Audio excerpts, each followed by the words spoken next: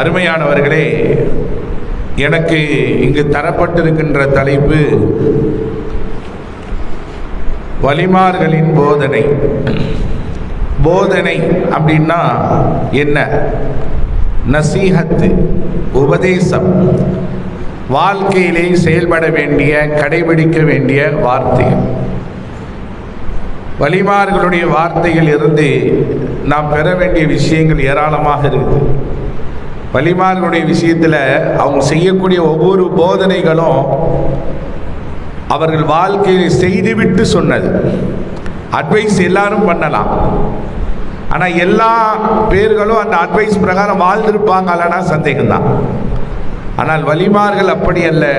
ஒரு விஷயத்தை சமுதாயத்திற்கு சமர்ப்பிக்கிறார்கள் என்றால் அவர்கள் முதலில் தன் வாழ்க்கையிலே அமல் செய்துவிட்டு பிறருக்கு சொல்வார்கள். அப்படி செய்துவிட்டு சொல்லும் போதுதான் அது உபதேசம் பலனளிக்கும்.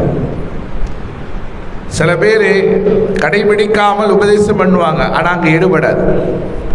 இமாம்களாக இருக்கக்கூடிய நாங்களும் அப்படித்தான். ஒரு விஷயத்தை சொல்வதாக இருந்தால் முதல்ல நம்ம செய்யணும். அல்லாஹ் குர்ஆனிலே சொல்லுவான்ல, யா அய்யுஹல்லதீன ஆமனூ லிம தக்கூலூன மா லா தஃஅலூன். நீங்கள் செய்யாத ஒன்றை மற்றவர்களுக்கு ஏவாதீர்கள்.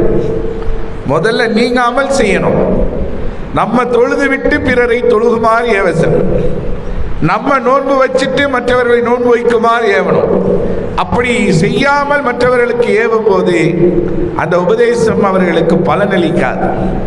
அதன் அடிப்படையிலே வலிமார்களுடைய வாழ்க்கையிலே கேட்கப்படக்கூடிய அந்த உபதேசங்கள் எல்லாம் பொன்னெழுத்துக்களால் பொறிக்கப்பட வேண்டிய விஷயங்கள். ஏனென்றால் அத்தனையும் தன் வாழ்க்கையிலே அமல் செய்துவிட்டு மற்றவர்களுக்கு சொன்ன செய்திகள். அல்லாஹ் அந்த செய்திகளை கேட்பதற்குண்டான வாய்ப்பை தந்தது போல அமல் செய்யக்கூடிய பாக்கியத்தை தந்தருவானாக. அருமையானவர்களே, அல்லாஹ் குர்ஆன்ல சூரத்துல் அஅலாவுல சொல்றான், ஃபதக்கிர் இன் நஃபஅத்தி திக்ரா. நீங்கள் உபதேசம் செய்யுங்கள், பலனளிக்கக்கூடியவர்களுக்கு அது பலனளிக்கும். பலன் யாருக்கு அளிக்கும்னா அல்லாஹ் யாருக்கு நாடுகின்றான் அவர்களுக்கு அந்த உபதேசம் பலன் அளிக்கின்றான். இன்னொரு இடத்துல அல்லாஹ் சொல்றான், நிச்சயமாக உபதேசங்கள் மூமின்களுக்கு பயனளிக்கும். அல்லாஹ்வை ஈமான் கொண்டு அமல் செய்ய வேண்டும் என்ற நம்பிக்கையாளர்களுக்கு உபதேசம் பயனுள்ளதாக இருக்கும்.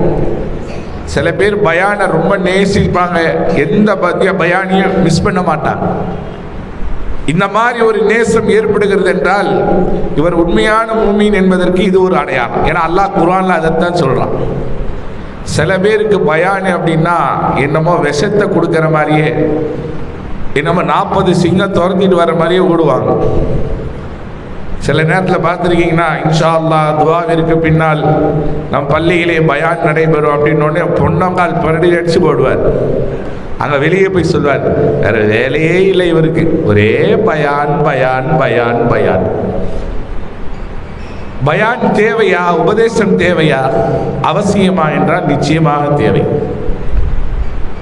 நீங்கள் பாருங்கள், சமுதாயத்திலே அதிகமாக குற்றங்களும் அதிகமான பாவத்தை விட்டும் தவிர்ந்த சமுதாயமாக இன்றைய இஸ்லாமிய சமுதாயம் இருக்கிறது என்றால் காரணம் என்ன தெரியுமா?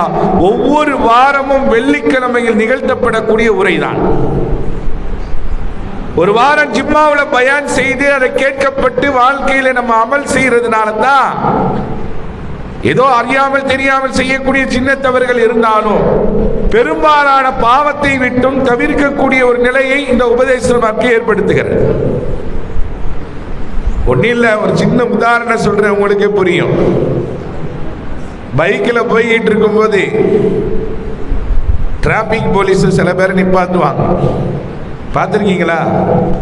நிப்பாட்டி நின்றுட்டு என்கொயரி ஆரம்பிச்சிருவாங்க. நம்மளும் போவோம், கிட்ட வந்தவொடனே கையை போடுறவன் போபாய் போபாய் அப்படின்மா. நீங்க நல்லா பார்த்துருப்பீங்க, உங்க வாழ்க்கையில இது நடந்திருக்கும், என் வாழ்க்கையிலே நடந்திருக்கு. பாயா போ. ஏன்? அவங்க சாராயம் குடிக்க மாட்டாங்கப்பா, தண்ணி அடிக்க மாட்டாங்க, தவறான பாதையிலே பயணிக்க மாட்டார்கள்.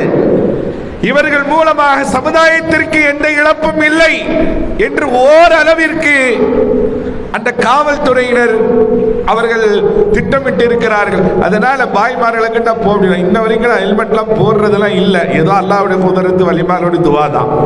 சில பேர் சொல்லுவாங்க, ஏன் சேர்ந்து ஹெல்மெட் எல்லாம் போட மாட்டீங்களா? போடுவாங்க, இங்க போடுற மாதிரி தெரியல. நமக்கு ஹெல்மெட் இதுதான், இதை விட பெரிய ஹெல்மெட் வேற எதுவும் இல்லை. அல்லாஹ் தஆலா அப்படி ஒரு அச்சத்தை அவருடைய கல்வியில போடுவோம். ஏன்னா நம்ம சுன்னத்துன்ற ஹெல்மெட்டை போட்டதுக்கு பின்னாடி அந்த ஹெல்மெட் நமக்கு தேவைப்படாது. அதுக்காக வேணான்னு சொல்லலை, போடணும். சில நேரத்தில் இதுதான் நமக்கு அரணா இருக்கு. அருமையானவர்களை, சொல்ல வரக்கூடிய செய்தி என்னவென்றால், அந்த உபதேசத்தின் மூலமாக இன்றைக்கு சமுதாயம் நல்வழிப்படுகிறது. ஆகையால் உபதேசம் வேண்டும். நபிகள் நாயகம் ஸல்லல்லாஹு அலைஹி வஸல்லம் அவர்கள் சஹாபாக்களுக்கு உபதேசம் செய்து கொண்டே இருந்தார்கள், பக்குவப்படுத்திக் கொண்டே இருந்தார்கள், சமுதாயத்திற்கு புரிய வைத்துக் கொண்டே இருந்தார்கள். ரசூலுல்லாஹ்வுடைய உபதேசம் சஹாபாக்களை சீர்திருத்தியது என்று மட்டுமல்ல, அவர்கள் சீர்திருத்தம் செய்யக்கூடிய அளவிற்கு உயர்த்தியது. ரசூலுல்லாஹ் மக்களை மக்களாக மாற்றினார்கள் என்று மட்டுமல்ல, அவர்களை புனிதர்களாக மாற்றினார்கள் என்று மட்டுமல்ல, அடுத்த தலைமுறையை ஒரு சமுதாயத்தை உருவாக்கக்கூடியவர்களாக அவர்கள் ஆக்கினார்கள். எப்பவுமே ரசூலுல்லாஹ் உபதேசம் செய்யும் போது ரத்தின சுருக்கமான வார்த்தைகளாக இருக்கும், விளக்கம் அதிகமாக இருக்கும். அதே சமயத்தில் ஒரு தவறு செஞ்சவர் மீண்டும் அந்த தவறின் பக்கம் கொண்டு போகாத அளவுக்கு இருக்கும். ரசூலுல்லாஹ்வுடைய உபதேசம் எப்படி இருக்கும்? ஒரு தவறை செய்தவரை மீண்டும் அந்த தவறின் பக்கம் கொண்டு போய் சேர்க்காது. அவர் திருந்தி மறுபக்கம் வந்துடுவார்.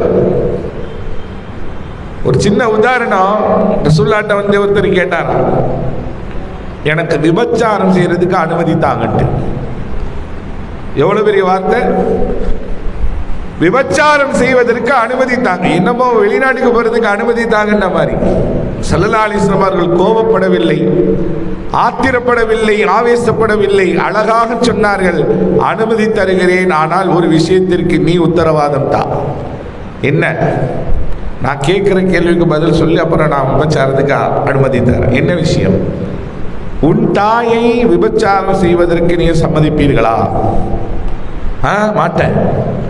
உன் மகளை அல்லது உன் மனைவியை அல்லது உன் சகோதரியை விபச்சாரம் செய்வதற்கு நீங்கள் அனுமதிப்பீர்களான்னு கேட்டாங்க. சொல்ல உண்மையான மனிதராக இருந்தால் யாரும் சரின்னு சொல்ல மாட்டாங்க தானே. அவர் மறுத்தார் தான். இப்போ ரசூலுல்லாஹ் சொன்னாங்க, இப்படித்தானே இருக்கும், நீ எந்த பெண்ணிடத்துல போறியோ அந்த பெண் ஒருத்தருக்கு மகளா இருப்பா, இல்லைன்னா மனைவியா இருப்பா, இல்லை சகோதரியா இருப்பா தானே. நீ மட்டும் உன்னுடைய சகோதரியை, உன் தாயை, உன் மகளை தவறான பாதைக்கு போறது விரும்பதில்லைல்ல, அதே மாதிரி தானே அவருக்கு இருக்கும். இந்த உணர்வு அவர்களுக்கு இருக்கும் நானே சொல்லி ஸல்லல்லாஹு அலைஹி வஸல்லம் அவர்கள் சொன்ன மாத்திரத்திலே வந்த நபர் தன்னுடைய தவறை உணர்ந்து விபச்சாரத்தின் பக்கமே போகாத அளவிற்கு சீர்திருத்தம் செய்து அனுப்பினார்கள். ரசூலுல்லாஹ் உபதேசம் செய்தார்கள், அதை சிந்தனைகளை நிறுத்தினார்கள், மீண்டும் அந்த தவறின் பக்கம் போகாதவாறு ஆக்கினார்கள். உபதேசத்திற்கு எவ்வளவு வலிமை இருக்குன்னு பாருங்க. ஸல்லல்லாஹு அலைஹி வஸல்லம் அவர்களை தொடர்ந்து சஹாபாக்களும் அப்படித்தான். அதே போல நீங்கள் பயான்களில் இதெல்லாம் கேட்டிருப்பீங்க. இது விவரமாக இதை பேச விரும்பல, கோடிட்டு காட்டுற நகைச்சுவையாகவும் ஸல்லல்லாஹு அலைஹி வஸல்லம் அவர்கள் சஹாபாக்களுக்கு மத்தியிலே உபதேசங்கள் செய்திருக்கிறார்கள். ஒரு கட்டத்தில் ஒரு வாலிபர் சஹாபி பெண்கள் இருக்கிற பகுதியில் நின்றுகிட்டு இருந்தாங்க. பெண்கள் இருக்கக்கூடிய இடத்துல நின்றுகிட்டு இருந்தாங்க. ரசூலுல்லாஹ் அந்த இடத்துல வரும்போது, என்ன திடீர்னு நீங்க நிற்கிறீங்கன்னு கேட்டாங்க. அவருக்கு என்ன சொல்லணும்னு தெரியாம, பெண்கள் இருக்கக்கூடிய பகுதியில் வாலிபருக்கு என்ன வேலையா இருக்குன்றதை நீங்க யோசிச்சுக்கோங்க. அப்ப ரசூலுல்லாஹ் வந்தோடனே என்ன செய்றீங்கன்னு டக்குன்னு சொன்னாரா, யார் சொல்ல, என் ஒட்டகக்கார தேடிக்கிட்டு இருந்தேன் அப்படின்ட்டாப்ல. ஏன்னா ரசூலுல்லாஹ்வுக்கு முன்னாடி பொய் சொல்லக்கூடாது, இருந்தாலும் ஒரு தகுந்த காரணத்தை சொல்லி ஏதாவது நகட்டுமேன்னு சொல்லி. ஆனா ரசூலுல்லாஹ்வுக்கு விளங்கிருச்சு, ஒட்டகத்தை காணமா, சரிப்பான்னு போயிட்டாங்க. அவரை பார்க்குற நேரம்லாம் கேட்டாங்களா, ஒட்டகம் கிடைச்சிருச்சான்னு கேட்டாங்களாம். ஒட்டகம் கிடைச்சிருச்சா? இல்லை நாயகமே, ஒட்டகம் ஒன்றும் கிடைக்கலன்னு போயிட்டார். ஏன்னா தொலைச்சாதானே கிடைக்கிறதுக்கு. எங்கெல்லாம் பார்க்கின்றார்களோ அங்கெல்லாம் பெருமானார் ஸல்லல்லாஹு அலைஹி வஸல்லம் அவர்கள் ஒட்டகம் கிடைச்சிருச்சா, ஒட்டகம் கிடைச்சிருச்சா? நாங்க இல்லை நாயகம், எவ்வளவு நாள் தான் இவர் இல்லை இல்லைன்னு சமாளிக்கிறது. சில நேரத்தில் ஸல்லல்லாஹு அலைஹி வஸல்லம் அவர்கள் பள்ளிக்கு வந்துடுவாங்க. இவர் தொழுதுகிட்டு இருக்கும்போது ரசூல்லா பக்கத்தில் வந்து, ஆகா ரசூல்லா வந்துட்டாங்க, சலாம் கொடுத்தா தானே கேள்வி கேட்பாங்கன்னு சொல்லிட்டு இவர் பாட்டு பக்கரா சூரா ஓத ஆரம்பிச்சிருது.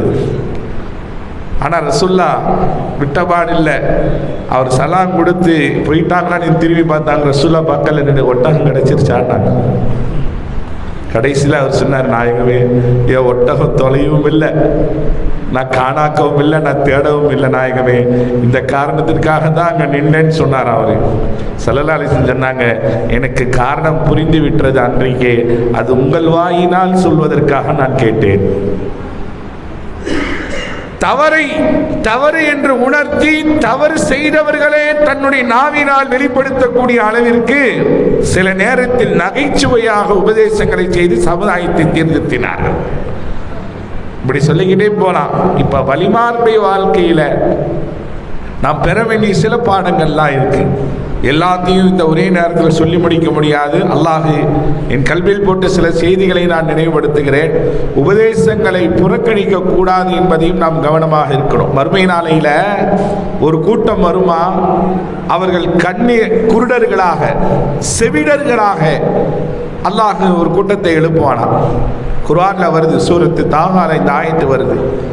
ஒமன் ஆரல அப்படின்னு ஆரம்பிக்கக்கூடிய அந்த ஆயத்தில், யா அல்லாஹ், உலகத்தில் வாழும்போது நாங்கள் எல்லாம் கண் பார்வை உடையவர்களாக இருந்தோமே, எதையும் கேட்கக்கூடிய திறன் படைத்தவர்களாக இருந்தோமே, இப்ப எங்களை குருடனாக எழுப்பியிருக்கே, செவிடனாக எழுப்பியிருக்கே யா அல்லாஹ் என்று அவர்கள் கேட்பார்களாம்.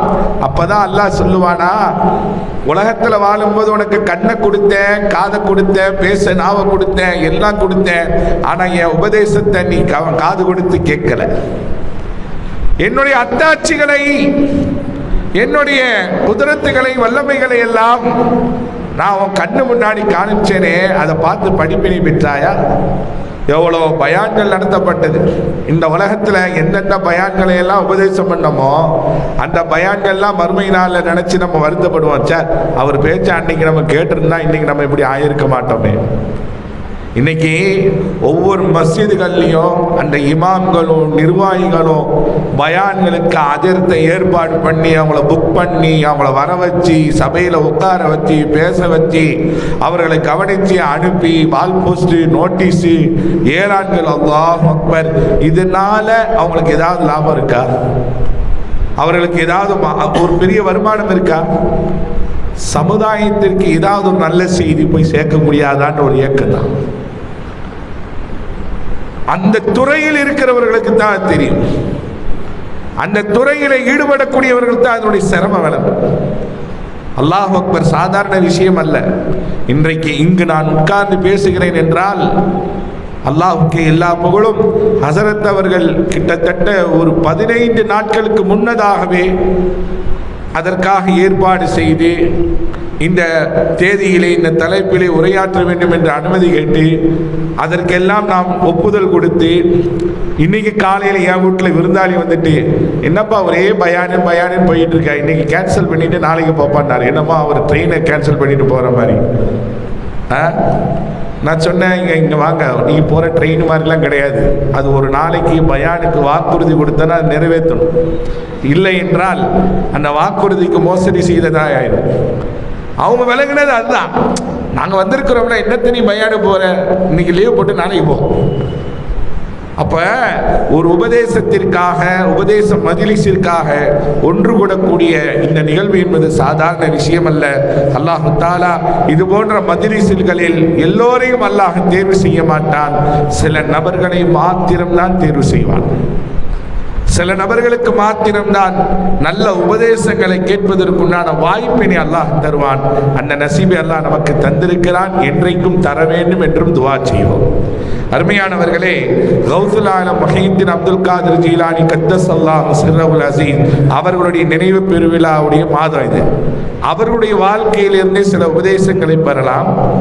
அவர்கள் சொல்லுகின்றார்கள், என்னுடைய உஸ்தாதுமார்களிடத்திலிருந்து, என்னுடைய ஆசானிடத்திலிருந்து 7 விஷயங்களை நான் கற்றுக்கொண்டேன்.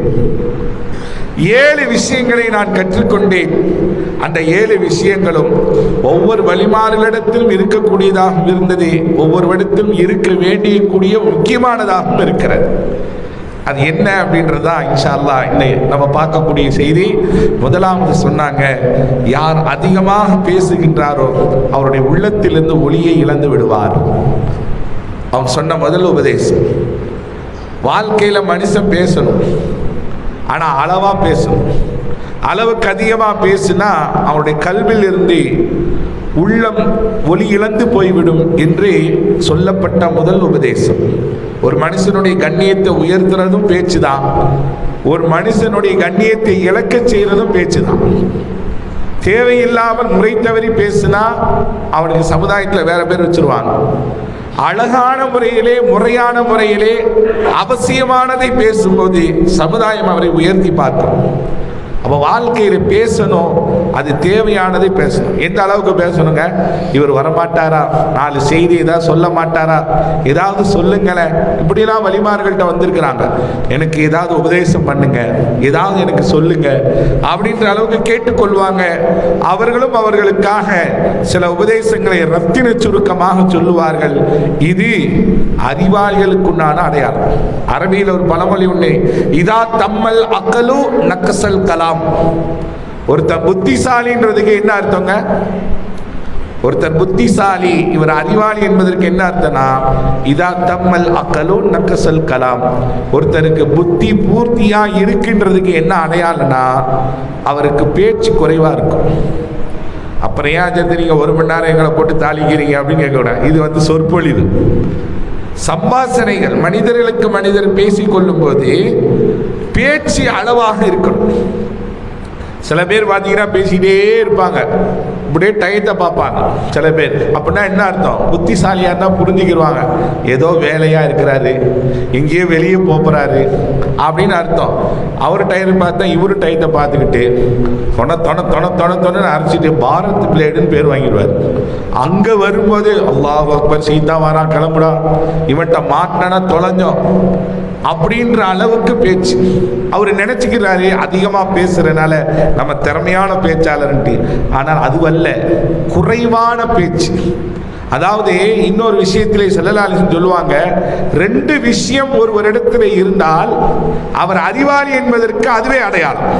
அதுல 1 அதிகமாக இருக்கணும், 1 குறைவா இருக்கணும். அதிகமாக இருக்க வேண்டியது என்னன்னா, தக்பீர் கட்டியதற்கு பின்னால் தொழுகை நீண்டதாக இருக்க வேண்டும். தொழுகை நீண்டதாகவும் பேச்சு குறைவானதாகவும் எந்த மனிதனிடத்திலே இருக்கிறதோ அவர் புத்திசாலி என்பதற்கு அதுவே போதுமானது. இப்ப தொழுகை நீண்டது அப்படின்னா அதையும் ஒரு விஷயத்தை விளங்கணும். இமாம் ஜமாத்தா அப்படின்னா இமாம் ஜமாத் அல்ல. இமாம் ஜமாத்தோடு ஃபர்லு தொழுகை நடக்குது, அது அல்ல. அதுக்கும் ஸல்லல்லாஹு அலைஹி வஸல்லம் அவர்கள் ஒரு வரைமுறையை சொன்னாங்க. இமாம் தக்பீர் கட்டி சூரத்து பக்கரா ஓதக்கூடாது. ஏனென்றால் ஜமாத்துக்கு ஆஜரானவங்க நோயாளிகள் இருக்கலாம், பயணிகள் இருக்கலாம், சிறார்கள் இருக்கலாம், பல தேவையுடையவர்களாக இருக்கலாம். நீங்க பாட்டு தக்பீர் கட்டி நீண்ட நேரம் தொழுதா அவர்களுக்கு சிரமத்தை ஏற்படுத்திடும்.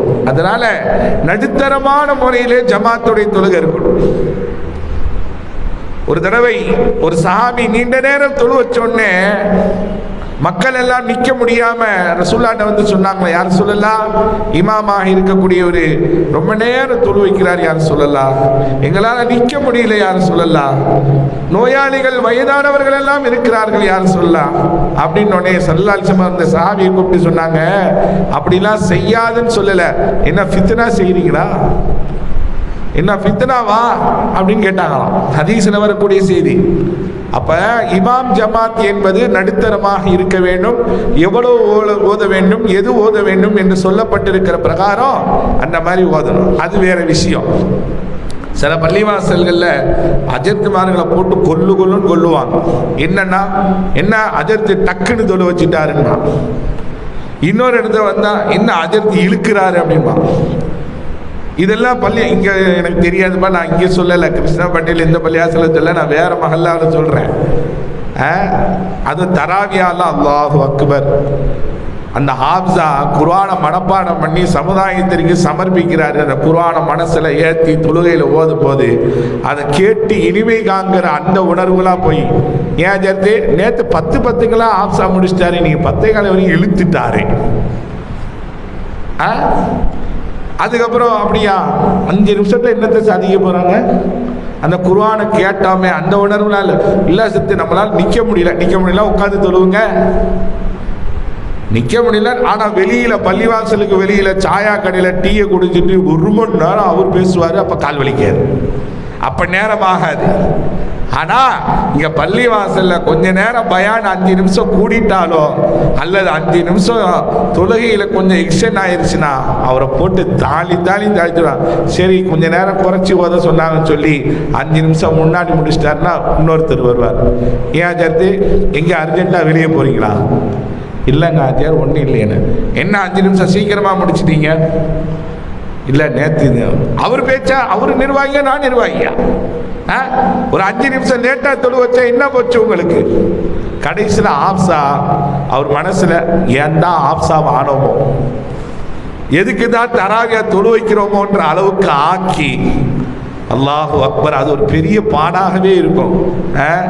தொழுகையில ஜமாத்தின் என்று வரும்போது நடுத்தரத்தை கையாளணும். அது ஒவ்வொரு ஆலிம்களும் ஹாஃபில்களும் ஓதும் போது உஸ்தாத்மார்கள் சொல்லி கொடுத்துருப்பாங்க. அது சொல்லி கொடுத்த பிரகாரமே என்ன செய்யணும், நம்ம கடைபிடிச்சிட்டு போகணும். நம்ம பாங்கு சொன்னே பள்ளிக்கு வரணும். நமக்கு ஒரு ரக்காத்து மிஸ் ஆயிருச்சுன்னா நம்ம மீது குறை என்று தான் பார்க்கவே ஒழிய என்ன அஜர்த்து பட்டுன்னு முடிச்சுட்டாரு, என்ன அஜர்த்து நீட்டி தொழு வைக்கிறாருன்னு அவர் மீட்ட கூட பாங்கு சொன்ன உடனே வர தவறிட்டோமே நம்ம மீது உள்ள குற்றம். இது ஒரு பெரிய சில பள்ளிவாசல்கள பிரச்சனையாவே இருக்கும். ஒரு பள்ளிவாசல்ல நடந்த நிகழ்வுங்க, அஜர்த்துக்கும் நிர்வாகிக்கும் பிரச்சனை. ஒருத்தர் தான் என்ன பிரச்சனை அப்படின்னா, அஜர்த்து சுபு தொழுவ டக்குன்னு தொழு வச்சிடறாருன்ட்டு. இந்த ஃபஜ்ர் தொழுகையில முதல் ரக்காத்துல நிறைய பேரை பார்த்தீங்கன்னா அப்பதான் அவர் வந்து வீட்டில இருந்து கிளம்பி வந்து பாத்ரூம் போயிட்டு ஒழு செஞ்சுட்டு சுபுவோடைய முன் சுன்னத்து தொழுதுட்டு அப்படின்ட்டு வந்து இப்படி தக்பீர் கட்டுவார். ஏன்னா அவருக்கு தெரியும் முதல் ரக்காத்துல எப்படி 5 நிமிஷம் குறையாம இழுப்பாருட்டு. அவர் அப்படியே செஞ்சு பழக்கமாகி கடைசியில் அஜரத்தில் வந்து கேட்டாரு, நான் வந்து முன் சுன்னத்து தொழுது முடிக்கிறதுக்கு முன்னாடி நீங்க 2வது ரக்காத்துக்கு வந்துடுறீங்க, எப்படிங்க? நான் முதல் ரக்காத்துல நீங்க தொழு வைக்கும் போது நான் முன் சுன்னத்து தொழுதுட்டு வந்து ஜாயின் பண்ணிடுவேன், நீங்க சீக்கிரமா முடிச்சு. அவர் சொன்னாரு அப்படின்னா இல்லைங்க, ஒரு ரக்காத்துல முதல் ரக்காத்துல ஒரு சப்பா ஓதுவேன். அதெல்லாம் பேசாதீங்க, அதெல்லாம் எனக்கு தெரியாது. நான் முன் சுன்னத்து தொழுகிற வரையும் முதல் ரக்காத் நீட்டணும். அல்லாஹ்க்காக நடந்த செய்தி இது, கூடுதல் குறைவா நகைச்சுவைக்காக சொல்லல. இன்னும் விசாரிச்சா காலங்காலமா அந்த முதல் ரக்காத்துல தான் வந்து ஒண்ணுக்கு போயிட்டு ஒடு செஞ்சுட்டு சுன்னத் தொழுது இருக்காரு. இது வந்து தக்பீர் தஹ்ரீமாவுடைய சிறப்பு அடைய முடியாது. என்னைக்காவது ஒரு நாள் அவர் தூங்கிட்டாரு, வரதுக்கு லேட் ஆயிடுச்சு, தக்பீர் தஹ்ரீமா விட்டுட்டார் அப்படின்னா, இப்ப முன் சுன்னத்து நிறைய பேருடைய வழக்கமே என்ன தெரியுமா, முதல் ரக்காத்திலே போய் முழுக்குன்னு தக்பீர் கட்டினா 5 நிமிஷம் நிக்க விடுவாருன்னு சொல்லிட்டு அப்படியே ஹாயா ஏன் போறாங்கன்னா, அதுல ரொம்ப நேரம் நிக்க முடியாம போறாங்க. ஒரு விஷயத்தை விளங்கிக்கோங்க, முன் சுன்னத்து வந்து இமாம் ஜமாத் முதல் ரக்காத்துல இருக்கும்போது ஏன் தொழுவணும்னா, நான் டெய்லி சுன்னத்தை விடுறது இல்லை, இகாமத்துக்கு முன்னாடி தொழுவக்கூடியவனா இருக்கிற, இன்னைக்கு என் காலதாமதமா ஆயிடுச்சு, அந்த சுன்னத்து விடுபட்டு போயிருமோ என்று வரும்போது அவர் என்ன செய்யலாம், இப்ப எனக்கு முதல் ரக்காத்து தப்பாது, நான் முதல் ரக்காத்தை போய் ஜாயின் பண்ணிடுவேன் அப்படின்னு இருந்தா இப்ப அவர் சுன்னத் தொழுதுட்டு வந்து என்ன செய்யலாம். நான் சொல்றது விளங்குதுங்களா? இமாம் எல்லா பள்ளிவாசலையும் ஃபஜ்ருடைய தொழுகையில முதல் ரக்காத்து நீண்டதாக ஓதுவாங்க. அந்த முதல் ரக்காத்திலேயே சுன்னத் தொழுதுட்டு ஜாயின் பண்ணக்கூடாது. தக்பீர் தஹ்ரீமாவுக்கு முன்னாடி சுன்னத்தை முடிச்சிடணும். நான் தினமும் தொழுதுட்டு வர்றேன், திடீர் என்று எனக்கு விடுபட்டு போச்சு, காலதாமத்தின் காரணமாக சுன்னத்து விடுபட்டு போயிடக்கூடாதுன்றதுக்காக முதல் ரக்காத்து எனக்கு கிடைக்கும் என்று இருந்தால் இப்ப சுன்னத் தொழுது வந்து என்ன செய்யலாம், ஜமாத்தோடு சேரலாம். அப்படிதான் சட்டம் சொல்லுகிறது. ஆனா ஆனால் இன்றைக்கு அப்படி அல்ல.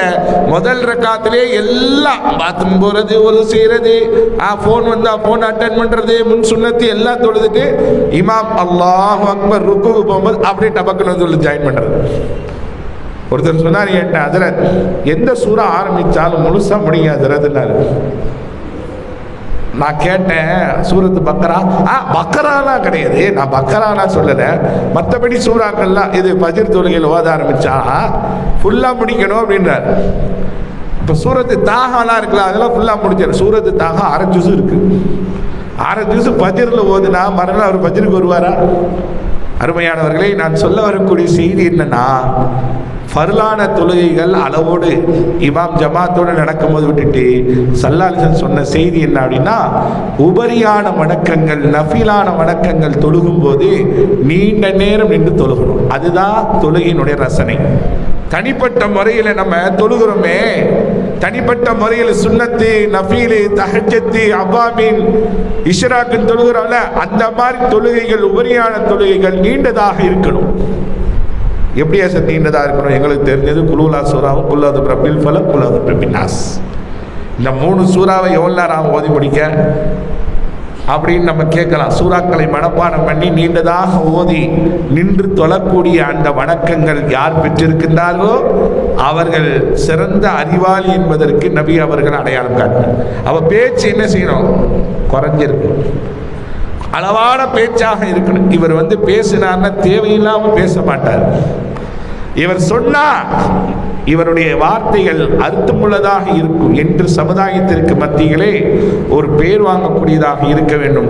இது கௌத நாயகம் அவர்கள் நமக்கு சொல்லக்கூடிய மிக உன்னதமான அறிவுரைகள். அல்லாஹு தஆலா அதற்கு தௌஃபீக்கை தந்தர் புரிவானாக. இரண்டாவது செய்தி சொன்னார்கள், யார் அதிகமாக சாப்பிடுகின்றாரோ அவருக்கு ஞானம் பிறக்காதுன்னா. சாப்பாடு என்பது அவசியமான ஒன்று. அந்த சாப்பாடு எப்படி சாப்பிடணும், எவ்வளவு சாப்பிடணுன்றத ஸல்லல்லாஹு அலைஹி வஸல்லம் நமக்கு கற்றுத் தந்திருக்கிறார்கள். வலிமார்கள் நமக்கு கற்றுத் தந்திருக்கிறார்கள். இன்னைக்கு வலிமார்களாக ஆகிறது ஒரு பக்கம் இருக்கட்டும், இன்னைக்கு வலிமார்களை புரிஞ்சு கொள்றது கூட இன்னைக்கு மண்டையில சரக்கு இல்லாதவங்க நிறைய பேர் இருக்கிறான்னா காரணம் என்னன்னா, வயிறு நம்பின பிறகு புத்தி பூர்த்தி ஆகல, சிந்திக்கக்கூடிய திறன் இல்லாம போயிடுச்சு. அருமையானவர்களே, உணவு மனிதனுடைய வாழ்க்கையில் மிக முக்கியமான அங்கம். ஆனால் அந்த உணவை முறை தவறி உள்ளே அனுப்பும் போதுதான் அங்கு ஞானத்தை அவள் பெறுவதற்கு தவறுகிறான். வாழ்க்கையில சாப்பிடலாம், ஆனா சாப்பிட்றதுக்காக வாழக்கூடாது. ஸல்லல்லாஹு அலைஹி வஸல்லம் சொன்னாங்கல்ல, ஆதமுடைய மகனாருடைய முதுவை நிமிர்த்துவதற்கு ஒரு சில கபள உணவு போதும். இன்னைக்கு நம்ம எப்படிங்க சாப்பிட்றோம்? வேலைக்கு சாப்பிட்றோம், டைம் பிரகாரம் சாப்பிட்றோம், டாக்டர் சொன்னான்னு சாப்பிட்றோம். அப்படியே சாப்பிடணும்? அப்படி இல்லைங்க. உணவு சாப்பிடக்கூடிய வழக்கம் என்ன? பசித்தால் சாப்பிட வேண்டும். பசி அடக்குவதற்கு முன்னால் சாப்பாட்டுக்கு வாக்குறதவான சொல்லியிருக்கோம். இப்போ நம்ம அப்படிலாம் கிடையாது. பசி எடுக்குதோ இல்லையோ டைம் ஆனால் சாப்பிட போயிடுவோம். அதே சமயத்தில் வயிறு ஃபுல்லாக புடைச்சதுக்கு பின்னாடி தான் எண்ணிப்போம். ஒருத்தர் வேகமாக வந்தால், டாக்டர் வயிறு ஃபுல்லாக சாப்பிட்டேன் டாக்டர், முடியல, மூச்சு விட முடியல. யோ, ஒரு விரலை வாய்க்குள்ளே விட்டு வாந்தி அடியாண்டான், விரல் போகிறதுக்கு கூட இடம் இல்லை டாக்டர் அப்படின்னானா. அவ்வளவு முட்டி மோதி என்ன செஞ்சிருக்கிறான்? சாப்பிட்டுருக்கான். இன்னொருத்தர் வியாதியா இருந்து டாக்டர்கிட்ட போய் வியாதிக்கு மருந்து கேட்டிருக்கிறான். அவர் சொன்னாரா, இவன் அதிகமாக சாப்பிட்டது மூலமாக தான் வியாதி வந்திருக்கு, அதனால நான் சொல்ற மாதிரி செய்யி, டெய்லியும் 2 இட்லி 1 கிளாஸ் பால் தான் அப்படின்னு சொல்லியிருக்கிறார். 2 இட்லி 1 கிளாஸ் பால் உனக்கு உணவு அப்படின்னு இருக்காரு. அவன் சொன்னான், நான் சாப்பாட்டுக்கு முன்னாடியே சாப்பாட்டுக்கு பின்னாடியாட்டு. உனக்கு சாப்பாடே அதுதான். இந்த மாதிரி உணவுகளுடைய வழக்கங்கள் இப்படி மாறி போய் இருப்பதனால் உடலுக்கு மட்டும் கேடு அல்ல, சிந்தனைக்கும் கேடு. நம்முடைய சிந்தனைகள் திறன்பட செயல்படாது, அல்லாஹ்வுடைய சிந்தனையை ஏற்றுக்கொள்ளாது. அதே போல நபிகள் நாயகம் ஸல்லல்லாஹு அலைஹி வஸல்லம் அவர்கள் சொல்லி காட்டினார்கள், இறைச்சிகளை உண்ண வேண்டும் என்று எப்படி மார்க்கம் சொல்லுகிறதோ அதே போல அந்த இறைச்சிகளை தொடர்ச்சியாக சாப்பிடக்கூடாது. காலையில சிக்கனு, மதியானம் மட்டனு, நைட்டு பீஃப், காலையில மட்டனு, மதியானம் சிக்கன் பெப்பர், சிக்கன் கிரேவி, ஃபுல்லா வலிமார்கள் சொல்லுகின்றார்கள், இப்படி உணவை நோக்கமாக கொண்டு வாழ்ந்தால் அவனுக்கு ஞானம் இருக்காது. வயிற்றை காலியாக வைத்திருக்கணும், அதுக்காக சாப்பிடாம இருக்கணும்னு சொல்லலை. வலிமார்களுடைய உணவுகள்லாம் எப்படி தெரியுமா இருக்கும்? சஹாபாக்களுடைய காலத்துல உணவு இல்லை, நோய்க்கே அங்கே வழி இல்லை. நீங்கள்லாம் பயான்களை கேட்டிருப்பீங்க. உமர் ரலியல்லாஹு ஆட்சி காலத்தில் ஒரு மருத்துவர் வந்தார் மதீனாவுக்கு. வந்து கிளினிக் ஓபன் பண்ணார், மருத்துவமனை. டெய்லி உட்காந்து பார்த்தாரு, யாரும் பேஷண்ட் வர மாதிரி தெரியல, நோயாளி வர மாதிரி தெரியல. கடைசியில் பார்த்தா அவர் நோயாளி ஆகிற அளவுக்கு ஆயிடுச்சு. வந்து கேட்டானா, நான் வந்து இங்கே மருத்துவம் பார்க்கறதுக்காக வந்தேன், ஆனால் யாரும் நோய் என்று யாரும் வந்ததா தெரியலையே, என்ன காரணம், யாருமே நோய் வாய்ப்படுறது இல்லையா அப்படின்னு கேட்டோடனே சஹாபாக்கள் சொன்ன பதில் என்ன தெரியுமா? பெருமானார் அவர்கள் எங்களுக்கு உணவு முறைகளை சரியான முறையில் கற்றுக்கொண்டு கொடுத்தார்கள், அதை நாங்கள் பேணுகின்றோம், அதுதான் நோய்க்கு வாய்ப்பில்லை. என்ன கற்றுக் கொடுத்தாங்க? பசித்ததற்கு பின்னால் புசி, அதே போல பசி நிறைவடைவதற்கு முன்னால் முடித்துக் கொள் உணவை. ரசூலுல்லாஹ் சொல்லிக் கொடுத்த இந்த கான்செப்ட், இந்த வழிமுறைகளை நாங்கள் கடைபிடித்து வருகிறோம். அதனால் எங்களுடைய உடலுக்கும் குடலுக்கும் எந்த விதமான சீர்கேடும் இல்லை, நோய்க்கு ஆளாக்கப்படுவதும் கிடையாது. இதுதான் எங்களுடைய வழிமுறை. வந்த டாக்டர் சொன்னார், இனிமேல் இந்த ஊர்ல எனக்கு வேலை இல்லை, நான் வேற ஊரை பார்த்துட்டு போறேன்னு கிளம்பிட்டார். இன்றைக்கு மருத்துவமனையில் போய் உட்கார்ந்ததற்கு பின்னாடி சுகர் இருக்கா, பிரஷர் இருக்கா, கொலஸ்ட்ரால் இருக்கா, அது இருக்கா, இது இருக்கா, இந்த மாத்திரை சாப்பிடு, அதை சாப்பிடு, இதை சாப்பிடுன்ட்டு நம்மளை பாதி மையத்தாக்கிடுவான். டாக்டர் ஆக்குறானோ இல்லையோ, நம்மால் வெளியில வரும்போது சொல்லுவாங்க, சுகர் இருக்கா? அவர் அதுவரையும் நல்லா தான் இருந்திருப்பார். இவர் விசாரிக்கும் போது உங்களுக்கு சுகர் இருக்கான்னு கேட்பார். எனக்குலாம் சுகர் இல்லையா? சுகர் இல்லையா? ஏன்னா இல்லைன்னு சொன்னேன், சந்தோஷப்பட்டுட்டு போனேன். இல்லையே, நீங்க செக் பண்ணி பாருங்க, இருக்கும். அவன் அதுவரை நிம்மதியாக தூங்கிட்டு இருந்தவன் நைட்டு படுத்து ஒரு வேளை இருக்குமோ? சுகர் இருந்தால் அவங்களுக்கு ஒரு மாதிரியா கேர வேண்டாம். அது வரைக்கும் நல்லா இருந்தவன் சும்மா இருந்தாலே அவனுக்கு ரெண்டு ரெண்டா தெரிய ஆரம்பிச்சிச்சு. சுகர் என்பது, பிரஷர் என்பது, கொலஸ்ட்ரால் என்பது இன்றைக்கு பெயர் வைக்கப்பட்ட ஒரு வியாதியா இருக்கு. இதுக்கெல்லாம் அஸ்திவாரம் என்னங்க? உணவுதான்.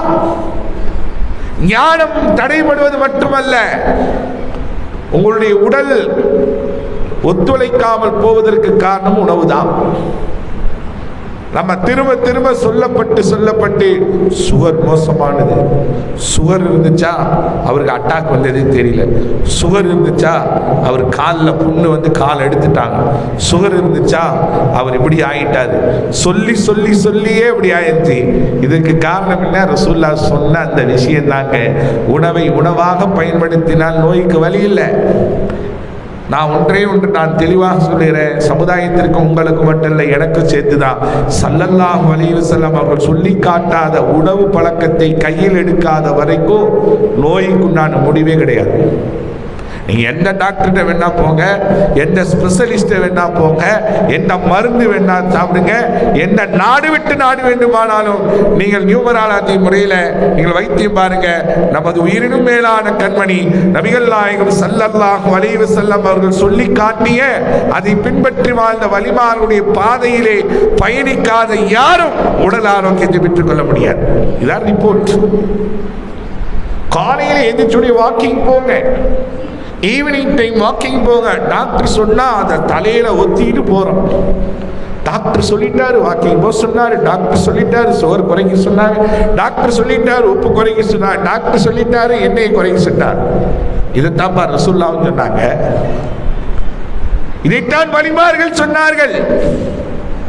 உணவுகளை நோக்கமாக கொண்டு இருக்காதீர்கள், உணவுகளுக்கு அதிகமாக கவனம் செலுத்தாதீர்கள். உங்களுடைய உடலும் குடலும் சீராக இருக்கும் மட்டுமல்ல, இறை சிந்தனையில் தக்குவா, அந்த ஞானம் உங்களுடைய சிந்தனையில பிறக்கும். நிறைய பேருக்கு இன்னைக்கு பஜ்ரு மிஸ் ஆகிறதுக்கு காரணம் என்ன? அதுவும் உணவு முறை ஒரு காரணம் தான். இரவு நேரங்களில் ஸல்லல்லாஹு அலைஹி வஸல்லம் என்ன சொன்னாங்க? உணவுகளுடைய முறைகளை இரவு நேரத்தில் ஒரு சில கவலத்தோடு நம்ம என்ன செஞ்சிடணும், துரிதமான முறையில் தூக்கத்துக்கு போயிட்டா காலையில் ஆட்டோமேட்டிக்காக அலாரமும் தேவையில்லை, மனைவி எழுப்பவும் தேவையில்லை, எதுவுமே தேவையில்லை. நம்முடைய உடல் ஆட்டோமேட்டிக்காக எழுப்ப ஆரம்பிச்சிடும். ஃபஜ்ருக்கு இல்லை, தஹஜ்ஜுக்கு. நம்ம இன்னைக்கு என்ன செய்கிறோம்? நேர் மாற்றம். என்ன செய்கிறோம்? ஸல்லல்லாஹு அலைஹி வஸல்லம் அவர்கள் இஷாவுக்கு பின்னாடி துரிதமாக தூங்குன்றாங்க. இஷாவுக்கு பின்னாடி தான் நம்மால் ஃபோன் எடுத்து நோண்ட ஆரம்பிக்கிறோம். அளவோடு உணவை கையாளுன்றாங்க. நைட்டு தான் ஃபுல் கட்டு. ஏன்னா நைட்டு தான் தந்தூரி, சிக்கன் பெப்பர், அது இதுன்னு சொல்லி நல்லா சாப்பிட்டு வயிறு முடைக்க படுத்தோடனே மறுநாள் காலைல மையத்து 9:30 மணி 10 மணிக்கு. இதில் வர பெருமையாக சொல்லுவாங்க, அதில் நான் டெய்லி 10 மணிக்கு தான் எந்திப்பேன். வாழ்த்துக்கள். சீக்கிரமா படுத்து சீக்கிரமா எந்திக்கிறது ரசூலுல்லாஹ்வுடைய சுன்னத்து மட்டுமல்லங்க, நம்ம உலகத்தில் வாழ்ற வரைக்கும் அது ஆரோக்கியத்திற்குண்டான வழி. ரசூலுல்லாஹ் சுன்னத்தின்றி என்னை பின்பற்றி அப்பனாதான் எனக்கு பெருமைன்றதுக்காக சொல்லலை. இந்த உம்மத்துமார்கள் ஆரோக்கியமான முறையில் ஆயுள் காலத்தை வாழணும். நம்ம ஆயுள் காலத்தை ஆரோக்கியமாக அமைத்துக் கொள்வதன் மூலமாக என்ன நன்மை? எதற்காக ஆரோக்கியத்திற்கு பெருமானார் வழிவகுத்து கொடுத்தார்கள்? நீங்க கூட 10 வருஷம் எக்ஸ்ட்ரா வாழணுன்றதுக்காக அல்ல. அல்லாஹ் நமக்கு எத்தனை ஆயுசு காலம் எழுதியிருக்கிறானோ அதுதான் வாழுவோம். 70 வயசு வரையும் வாழணும்னு அல்லாஹ் கலாக்கதிரில் எழுதியிருக்கானா 70 வயசு தான் வாழுவோம். ஆனால் அந்த 70 வயசு வரைக்கும் ஆரோக்கியமா வாழுவோம். அந்த 70 வயசு வரையும் இபாதத்தை செஞ்சுட்டு வாழும். ஆரோக்கியத்தை இஸ்லாம் வலியுறுத்துகிறது என்றால் என்ன காரணம்? நீங்கள் இபாதத்தை செய்யப்பட வேண்டும். அல்லாஹ்வை வணங்குவதற்காக படைக்கப்பட்டிருக்கிறீர்கள். அந்த இபாதத்துக்காக உங்களுடைய உடல் உறுப்புகள் செயல்பட வேண்டும். அதை விட்டுட்டு டெய்லி ஆஸ்பத்திரிக்கும் பையன் தூக்கிட்டு போனா இந்த துனியாவுக்கு நம்ம வந்ததுக்கு நோக்கமே இல்லையே. மனிதனுடைய வாழ்க்கையில நோய் வரலாம். கவனமா கேளுங்க. மனிதனுடைய வாழ்க்கையில நோய் வரணும். அப்துல் காதர் ஜீலானி கத்தஸல்லாஹு சிர்ரஹுல் அஸீஸ் அவங்க வருஷத்துக்கு ஒரு வாட்டி காய்ச்சல் அடக்கி வரலன்னா கவலைப்படுவாங்களாம். எனக்கு இன்னைக்கு காய்ச்சல் வரலையே இந்த வருஷம். ஏன்? ஒரு மனிதனுக்கு ஏற்படக்கூடிய காய்ச்சல் அல்லது உடல் அசௌகரியம் இதனால என்ன பயன் என்றால் அல்லாஹ் அவருடைய பாவங்களை எல்லாம் மன்னித்து விடுகிறான். ஒரு அசௌகரியம் நம்ம உடம்புல ஏற்படுதுன்னா, உதாரணத்துக்கு ஜலதோஷம்னு வைங்க, மூக்கடைப்பு ஜலதோஷம், இது ஒரு அசௌகரியம். தலைவலி வருது, இது ஒரு அசௌகரியம். நிறைய பெரியவங்க எல்லாம் இருக்கிறாங்க, உட்கார்ந்து தான் தொழ முடியுது, முட்டி வலி, இது ஒரு அசௌகரியம். இதுவெல்லாம் நமக்கு நன்மையாக மாற்றப்படும், நம்முடைய பாவங்கள் மன்னிப்பதற்கு காரணமாக இருக்கும். ஒருவருக்கு காய்ச்சல் வருகிறது என்றால் அந்த காய்ச்சல் அவரை விட்டும் போகும்போது அவர் மொத்த பாவத்தையும் இல்லாமல் அழித்து விடுகிறது. அப்ப மனுஷனுக்கு நோய் வருவது தப்பு இல்லை. ஆனா காலமெல்லாம் நோயில இருக்கக்கூடாது. காலமெல்லாம் நோயிலே உழன்று கொண்டிருப்பது அது நியமத் அல்ல, அது நியமத்துக்கு மாற்றமானது. ஆனா நம்ம அல்லாஹ்வை திட்டுவோம். நான் எவ்வளோ அல்லாஹ்ட்ட கேட்டுக்கிட்டே இருக்கேன், சரி அல்லாஹ் எனக்கு தர்ற மாதிரி தெரியல. நீ அல்லாஹ்வை கேட்கிற மாதிரி கேட்டியா இல்லை அல்லாஹ் சொன்னதை நீ கேட்குறியா? நம்ம அல்லாஹ் சொல்றதை கேட்குறோமா? ரசூலுல்லாஹ் சொன்ன மாதிரி வாழ்றோமா? அதுல ஏதாவது குறை வச்சாதான் நம்ம உடம்பு டேமேஜ் ஆகும். பெருமக்களே, அல்லாஹ் ரசூல் சொல்லி காட்டிய அந்த பாதையை எவன் பின்பற்றாமல் உதாசீனப்படுத்தி அந்த முதுகுக்கு பின்னாடி தள்ளுகிறானோ அப்பயும் கவுண்டிங் ஸ்டார்ட். உனக்கு வரக்கூடிய சோதனைகள் அல்லாஹ்வினால் அல்ல, உனக்கு நீயே வச்சுக்கிட்டது. இப்போ வாழ்க்கையை சீர்திருத்தம் செய்ய வேண்டியது நாம் தான். அல்லாஹ் எந்த அடியார்களையும் சோதனைக்குள் ஆக்கப்பட வேண்டும் என்பது ஆசைப்படுவதில்லை. அப்ப உணவினுடைய விஷயத்துல நாம் கவனமா இருக்கணும். ஒரு கல்யாணத்துக்கு போறோம், விருந்து கொடுக்கறாங்க, சாப்பிட வேண்டியதுதான். ஆனா வெறித்தனமா இருக்கக்கூடாது. ஒருத்தர் சொன்னாரு, இன்னைக்கா கல்யாணத்துக்கு போறான்னா காலையில நாஸ்டாலாம் பண்ண மாட்டாங்க. ஏன்பா அப்படின்னா, மதியானம் பிரியாணி சாப்பிடணும்ல. ஏன்னா இப்படியா பிரியாணி சாப்பிட வேண்டியது தான், இல்லைன்னு சொல்லலை. காலையிலேருந்து வைத்த காய போட்டு பிரியாணியில் உட்காந்தா முதல் ரவுண்டு, 2வது ரவுண்டு, 3வது ரவுண்டு, அல்லாஹ் அக்பர் மூக்கு பிடிக்க தின்னுட்டு சில பேர் பார்த்தா நல்லா சாப்பிட்டுட்டு அதுக்கப்புறம் அந்த ஃபேன் காற்றுல உட்காந்துக்கிட்டு, இந்த கல்யாண வீட்டில் இதெல்லாம் நடக்கும், பார்த்துருப்பீங்க. என்ன செய்வாங்க? சாப்பிட்டுட்டு அப்படி ஓரத்தில் உட்காந்து, மாப்பிள்ள என்ன மேப்டியான எதுவும் கலந்துட்டாங்களா அப்படின்மா. ஏன்னா 3 ரவுண்டு மூக்கு பிடிங்கி சாப்பிட்டுட்டு அங்கே என்ன மேப்படி என்னது மாட்டு இறைச்சி ஏதோ உள்ள கலந்துட்டாங்க, ஏதாவது குறை சொல்றது. இந்த அளவுக்கு மிஞ்சி உள்ள போயிடுச்சுனாலே குறை சொல்ல வந்துடும். அளவா சாப்பிடணும். அளவா சாப்பிடும் போது அங்கு உடலும் அழகாக இருக்கும், அவருடைய சிந்தனையும் தெளிவாக இருக்கும் என்பது வலிமார்கள் வலியுறுத்தி திரும்ப திரும்ப சொன்ன உபதேசங்கள்ல இது ஒண்ணு. ஒருத்தன் டாக்டர்கிட்ட போயிருக்கான், டாக்டர் என் உடம்பு ரொம்ப பெருசாகிட்டே போயிட்டு இருக்கு, நீங்களும் ஒரு வைத்தியம் சொன்னீங்க, அதை கடைபிடிச்சதுக்கு பின்னாடி தான் ரொம்ப பெருசா போச்சு அப்படின்னா. இப்போ டாக்டர் கேட்டாரா, அப்படி நான் என்ன சொன்னேன்னு, நீங்க தானே அல்வா சாப்பிட சொன்னீங்க டெய்லியும், அதான் நான் அல்வா சாப்பிட்டுக்கிட்டே இருந்தா ஊதிக்கிட்டே போயிடுச்சு நானா. அப்போதான் டாக்டர் சொன்னா, டேய் உன்னை அல்வா சாப்பிட சொல்லடா, அளவா சாப்பிட சொன்ன. உன்னை அளவா சாப்பிட சொன்னா அவன் மாத்தி விளங்கி அல்வா சாப்பிட்டுக்கிட்டு ஊதிட்டு வந்திருக்கிறான், விளங்குறது இல்லை. அஜர்த்து பயான் பண்ணா அஜர்த்தே குண்டா தானே இருக்கிறாரு அப்படின்னு நம்ம நினைப்போம்.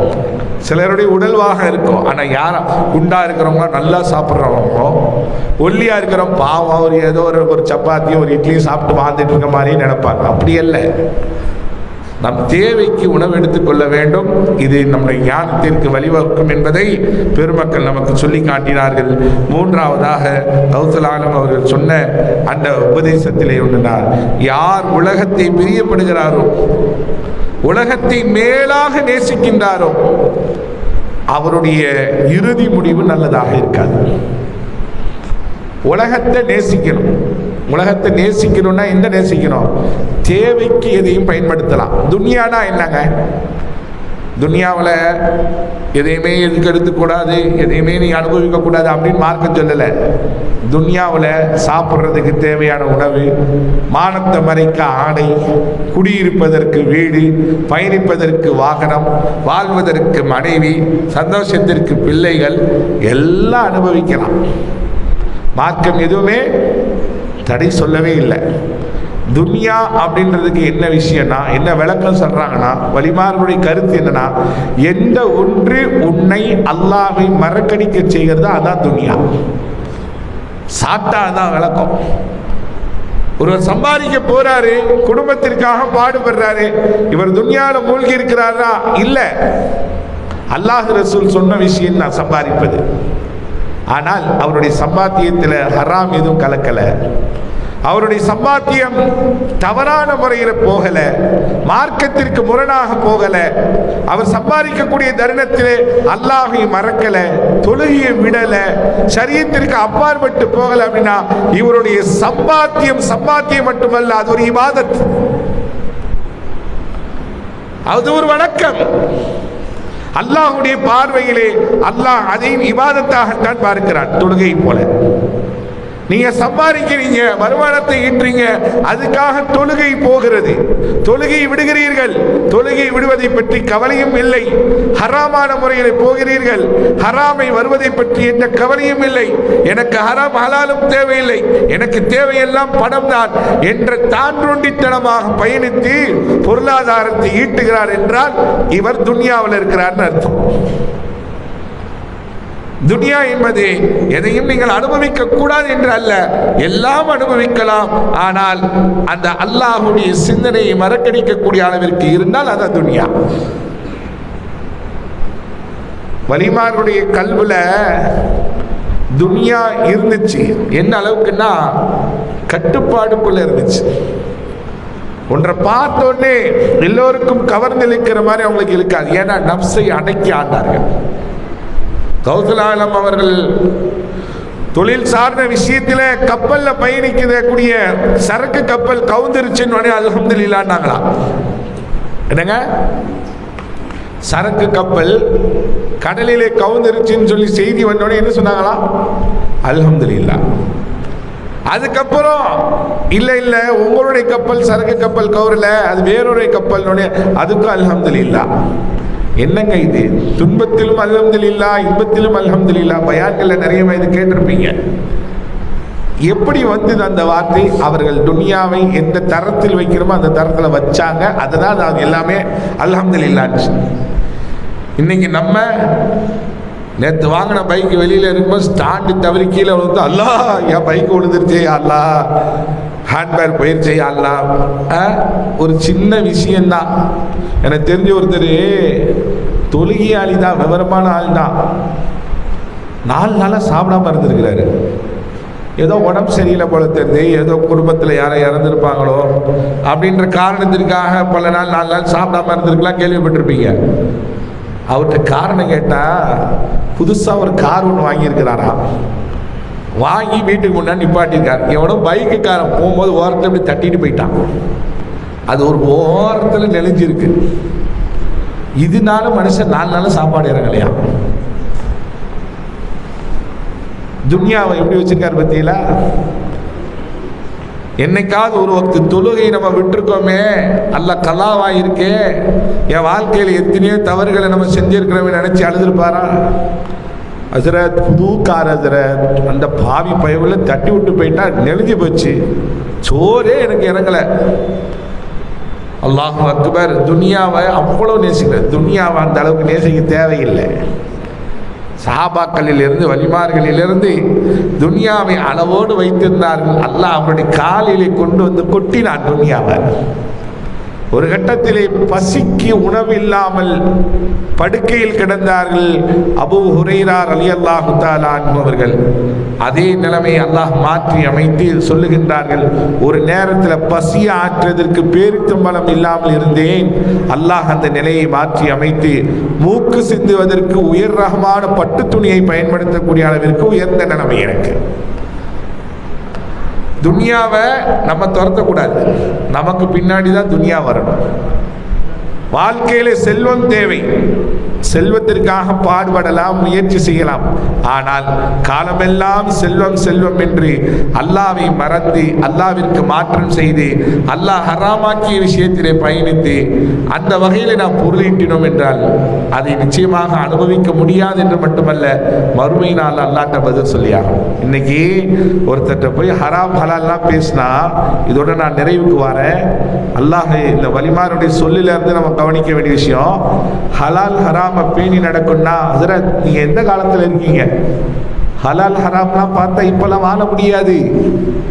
ஹலால் ஹராம் பார்த்தா இப்பெல்லாம் வாழ முடியாது, அதெல்லாம் எல்லாம் மன்னிச்சிருவான் அப்படின்னு சொல்லி துணிச்சலான முறையில் இன்றைக்கு சொல்லக்கூடிய ஒரு நிலை. ஆனால் வலிமார்கள் சொல்லக்கூடிய ஒரு விஷயம் என்ன தெரியுமா? உங்க வாழ்க்கையில் சுகுது, பற்றற்ற தன்மை அப்படின்னு வரும்போது அதில் ஒரு விஷயத்தை சொல்றாங்க, உங்களுக்கு போதுமான அளவிற்கு பொருளாதாரம் இருந்தால் அதற்கு மேல் மிச்சமாக நீங்கள் சம்பாதிப்பது ஹலாலான முறையாக இருந்தாலும் அதை விட்டுருங்கன்றாங்க. என்ன சொல்றாங்க? ஹலாலான முறையில் நீங்கள் சம்பாதித்தாலும் உங்கள் தேவைக்கு மிச்சமாக இருந்தாலும் கூட அதை விட்டுருங்க. இதான் சுஹுத், இதான் பற்றற்ற தன்மை.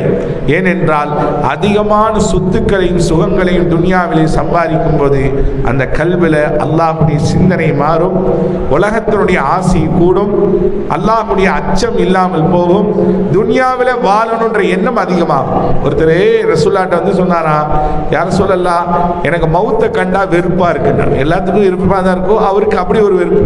ஓப்பனா சொன்னார், எனக்கு மௌத்தை கண்டால் வெறுப்பாக இருக்கிறது, நான் விரும்பவில்லை அப்படின்னோடனே ரசூலுல்லாஹ் கேட்டாங்களா, உனக்கு பொருளாதாரம் இருக்கான்னு கேட்டாங்க, ப்ராப்பர்ட்டி இருக்கான்னு கேட்டாங்களா. இருக்கு, நிறைய இருக்கு அப்படின்னா. முதல்ல அதை அனுப்பி வை, பின்னாடி நீ போயிடுவேன்னு ஆசை வரும். நாங்கள் அது உன்கிட்ட இருக்கிறவரையும் துனியாவில் இருக்கணும்ன்ற எண்ணம் வரத்தான் செய்யும்.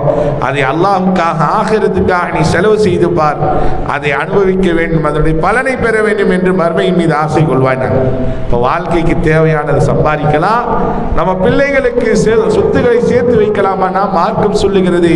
ரசூலுல்லாஹ் சொல்றாங்க, உங்க பிள்ளைகளுக்கு சொத்துக்களை சேர்த்து வைங்கன்றாங்க. மௌத்தா போகும்போது எல்லாத்தையும் வலிச்சு நக்கிட்டு போயிடாதீங்க. உங்க பிள்ளைகளை மற்றவரிடத்திலே கையேந்தி நிற்கக்கூடிய ஒரு நிலைக்கு ஆளாக்கிறாதீங்க. உங்க பிள்ளைகளும் கண்ணியமான முறையில் வாழ்வதற்கு வழிவகுத்துட்டு போங்கன்னா ரசூலுல்லாஹ் சொன்னாங்க. ஆனால் அந்த வழிவகுத்துதல் எல்லை மீறியதாக மார்க்கத்துக்கு முரணாக இருக்கக்கூடாது என்பதுதான் நாம் சொல்ல பெற வேண்டிய பாடங்கள், படிப்பினைகள். வல்லோன் அல்லாஹு தஆலா வலிமாருடைய வாழ்க்கையில் என்னென்ன விஷயங்களை எல்லாம் சொல்லாலும் எழுத்தாலும் இன்னும் பல நிகழ்வுகளின் மூலமாக கேட்டிருக்கிறோமோ அது வாழ்க்கையிலே கடைபிடிக்கக்கூடிய தௌஃபீகை அல்லாஹ் நம் அனைவர்களுக்கும் தந்தர் புரிவானாக. ஆகிர் தஅவானா அல்ஹம்துலில்லாஹி ரப்பில் ஆலமீன். வாய்ப்பு தந்த ஹஸரத் பெருந்தகை பிலால் ஹஸரத் அவர்களுக்கும் கண்ணியமான நிர்வாக பெருமக்களுக்கும் அழகான முறையிலே செவிதாழ்த்தி கேட்டிய ஜமாத்தார்கள் அனைவர்களுக்கும் மனமார்ந்த நன்றியையும் துஆவையும் சமர்ப்பித்து வாய்ப்புக்கு நன்றி கூறி விடைபெறுகிறேன். ஆகிர் தஅவானா அல்ஹம்துலில்லாஹி ரப்பில் ஆலமீன். அஸ்ஸலாமு அலைக்கும்.